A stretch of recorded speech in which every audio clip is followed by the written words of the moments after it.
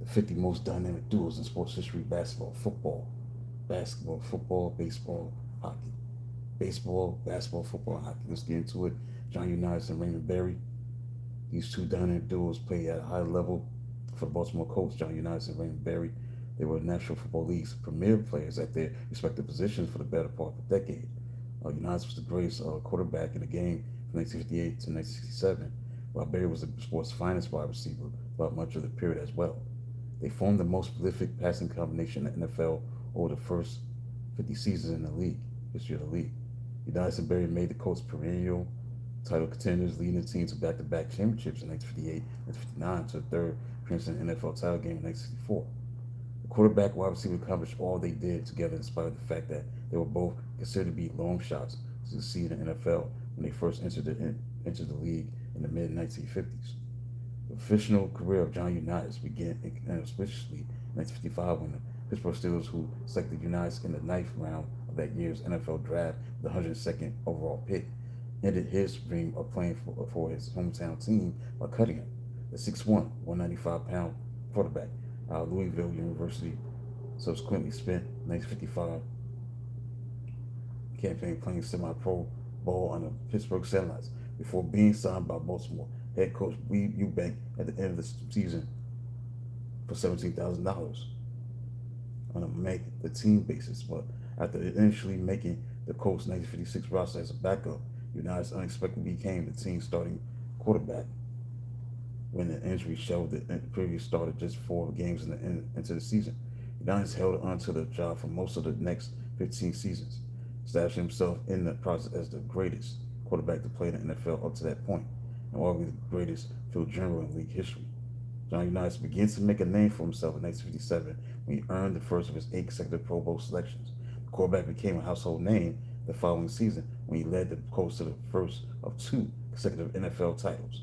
Unitas earned first team All Pro honors for the first of 5 times during the regular season by leading Baltimore to an 8-2 record in the Western Conference Championship. He subsequently displayed the many qualities that eventually made him an NFL legend during the NFL Championship game against the New York Giants. So, playing in the New York Yankee Stadium, the contest turned out to be a seesaw affair that featured numerous lead changes of shifts and momentum.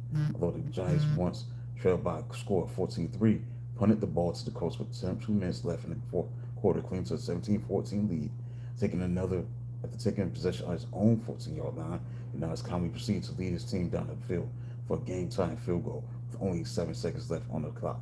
Exhibiting tremendous guile, leadership, confidence, play calling, ability, and passing skills, the quarterback completed 7 consecutive passes at one point, striking the vaunted Giants defense in the process. Unitas continued to go through New York's defense as if it were Swiss cheese during the subsequent overtime session, the first in league history, engineering a textbook 80-yard drive for a touchdown that gave the Colts their first NFL title. Giants Hall of Famer, middle linebacker Sam Huff at the time, they expressed his admiration for the manner in which Unitas drove Baltimore down the field. That's one man that made the difference, and that was John Unitas. He was the difference in that football game. It was referred to as the greatest game ever played. It was that 1958 title tilt between Baltimore and New York that put the NFL on the map. The league ranked the distant second to college football in popularity prior to that game. The furor created by that contest dramatically increased the demand. Thanks for the 8 people tuning in. Make sure you hit the like button, subscribe to the channel. But the furor created by that contest dramatically increased the demand for the professional game, prompting the league to sign a huge television deal shortly after. Just hit the like button. Thank you. Make sure you subscribe to the channel. Unitas deserves much of the credit for helping the NFL grow, and popularity also for bringing the title to the city of Baltimore. Nevertheless, he received a considerable amount of help in that championship game from his favorite wide receiver. When Berry was on the receiving end of virtually all of the quarterback's passes, as he drove his team inexorably down the field during the game's final moments. Perhaps the 2 men developed such an affinity for each other because they both were experienced a considerable amount of adversity themselves, established themselves as the premier players in the league at their respective positions.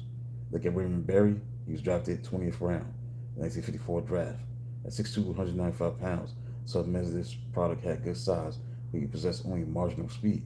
He needs to wear special shoes since one of his legs was shorter than the other. Barry defied the odds by making the Colts roster. He didn't play at all in his first season. But he worked extremely hard in practice during the subsequent off season.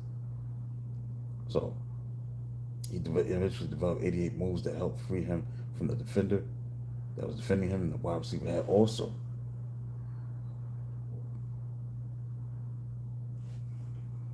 had superb hands that enabled him to make extremely difficult catches, but relatively easy.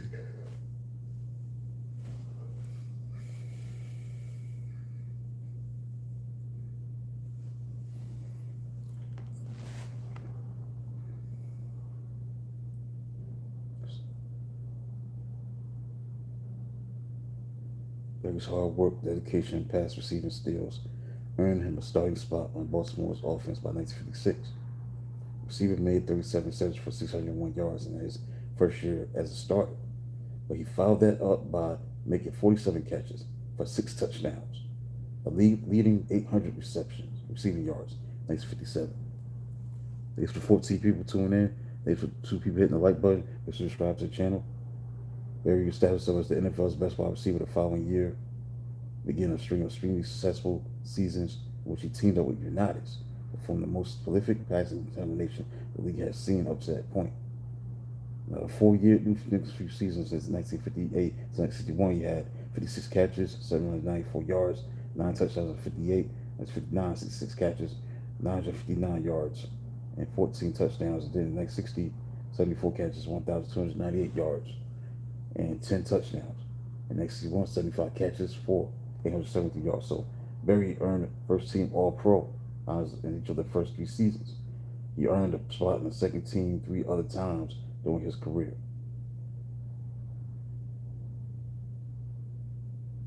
Leading the league with 56 catches, 9 touchdowns, receptions, 1958.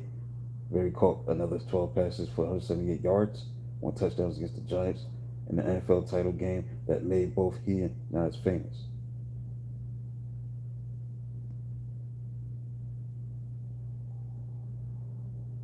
He caught a career-high 14 touchdowns passes the following year, establishing new career best with 74 receptions and 1,298 reception yards in 1960. But Barry spent 6 more years in the NFL before retiring from the game at the conclusion of the 1967 season.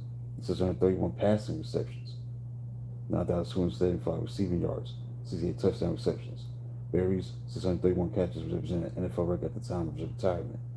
And this to be named first or second team All-Pro a total of 6 times. He was selected to appear in 6 Pro Bowls over the course of his career.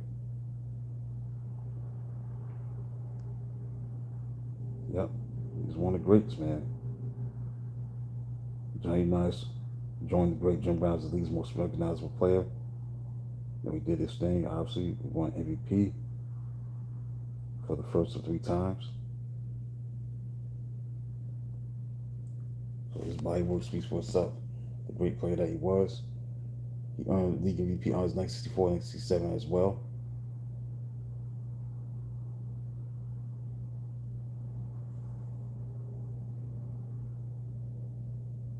Yep. So you look at Unitas, man, one of the all-time greats, 6-2 in the postseason, 40,239 yards and 290 touchdowns over his career, both NFL records at the time of his retirement.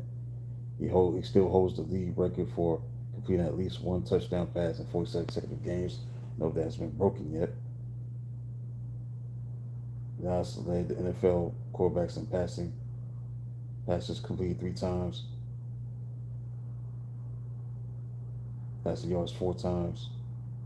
Touchdown passes 4 straight years. 1957, 1960. So these guys definitely dominated as a tandem. 12 years as teammates. Combined 16 selections to the Pro Bowl. Earned 8 All-Pro selections, first team. 6 nominations, second team.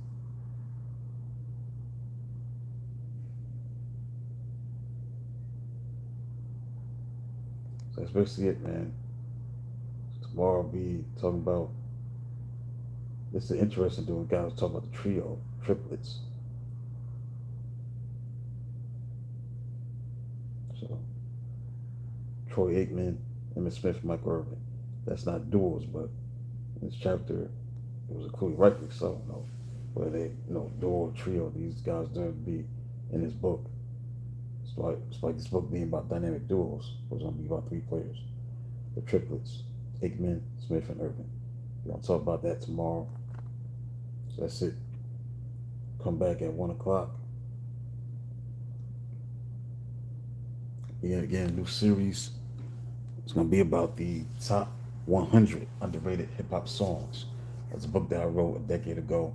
We're going over the songs, the top 100 underrated hip hop songs, the top 100 underrated hip hop songs, the top 100 underrated hip hop songs. That's going to be begin today, starting with 100 all the way to 97. We may do something later, see what happens. That's going to be the new series I'm going to be starting at 1 o'clock. So until then, talk to you soon.